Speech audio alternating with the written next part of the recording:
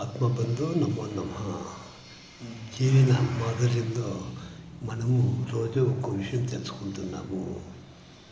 ఓపిక కావాలా, జ్ఞానం కావాలా, దాన్ని ఎట్లా పంచాలా, తీరిక ఎప్పుడు ఉంటుంది అన్నీ తెలుసుకుంటున్నాము. అయితే ఇక్కడ ముఖ్యంగా గమనించాల్సింది, మనం తిన్నటువంటి ఆహారం అన్నములో ఒక సూక్ష్మ భాగము బాగా గడ్డకట్టి రాగము, ద్వేషము, కామము, క్రోధంగా వృద్ధి చెంది సూక్ష్మ శరీర భాగంలో నిలుస్తుంది. అదే మనస్సు, ఇంకేమి కాదనమాట.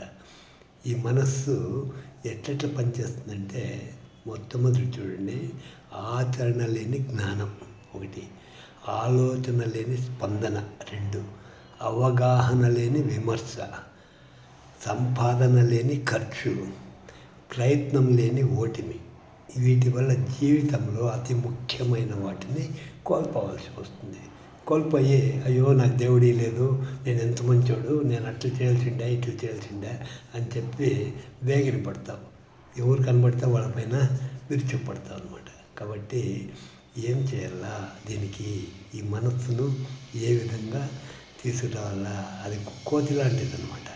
ఎప్పుడెప్పుడు ఎట్లా అవుతుందో, కోతికి కళ్ళు దాగింది, ముళ్ళు గుచ్చుకోంది, ఎక్కడో తోక చిక్కులుకోంది, ఎట్టుంటుంది పరిస్థితి.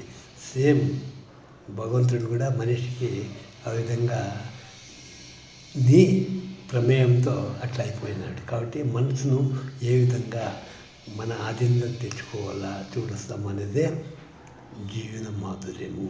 అది ఇంకా తదుపరి క్లాస్లో తెలుసుకుందాము. ఆచార్య రామచంద్రజీ, బెంగళూరు. జై గురుదేవ్. లైక్ చేయండి,